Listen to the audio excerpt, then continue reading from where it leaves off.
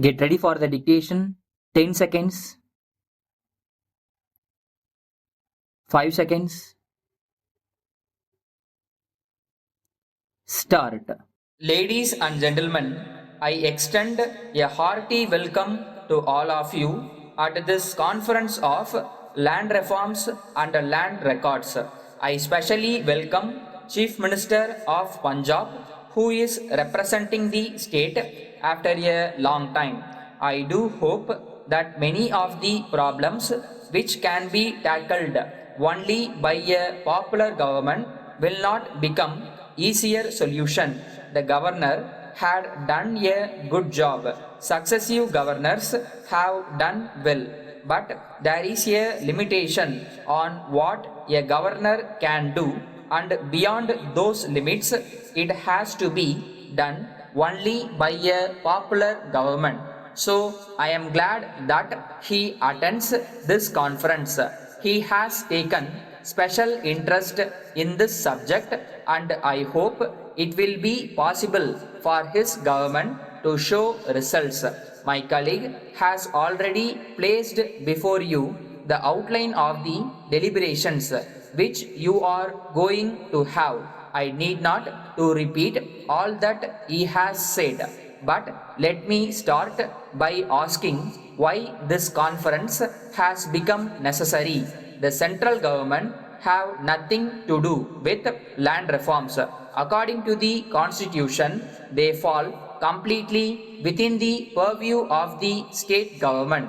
Why should I go out of the way to call all of you? It is not my constitutional responsibility. It is yours.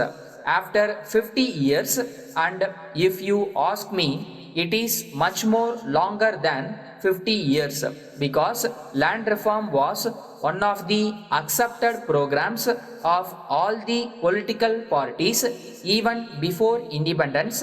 After all these years, if we still find ourselves talking in terms of what we said 50 years ago or 60 years ago, I think there is something seriously wrong, and it is to nobody's credit that after 50 years we are still having a conference on land reforms, which means that what we promised to the people before independence, after independence, election after election has not been done, or what has been done is only a part. So I want an end to these conferences. If I could make this the last conference to be ever held in Delhi, I would be happy. What I want now is total implementation within a time frame fixed by us today.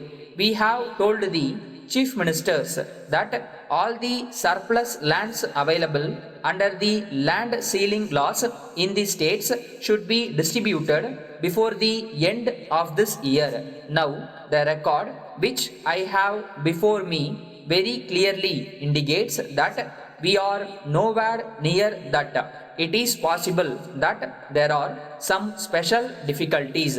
It is possible that in some cases it may take a longer time.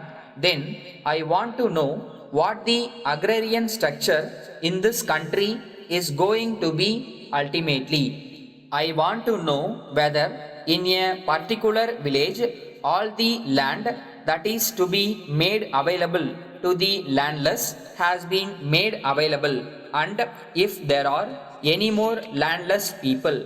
I am sure in every village there are going to be a lot of other landless people who have not got any land under the Land Ceiling Act.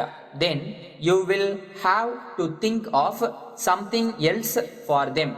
These are all matters which I wanted to place before you today. I only want this meeting to be a business-like meeting. I have been told that you will be meeting in the afternoon of this subject again to discuss among yourselves. If you could have some way of dealing with this matter by having a committee and come up with recommendations, we can take final decisions and start implementing them immediately with utmost care and caution. Letter dated the 15th September 2006 from Raju Associates, Egmore, Chennai to Messrs. Narayana Travels, Kanyakumari. Dear sirs, this has reference to the visit of our representative last week to your office to discuss about the chartering of a luxury tourist bus on permanent basis for our guests. Since our guests and visitors come from foreign countries in batches round the year, it has been decided that we have a luxury tourist bus with music and video facility on permanent basis for tours at reasonable rates. Besides the fixed monthly payment to you as a renting fee, the actual expenses for petrol consumption, daily charges of drivers, attendants, etc. will be paid separately by us in addition to the above when the tours actually take place. A well-experienced driver and attendant may please be posted for the smooth operation of the tourist bus. We would meet the expenses towards minor repairs unto 1000 rupees in a single package. If there are repairs to be attended to beyond this amount, it should be borne by you.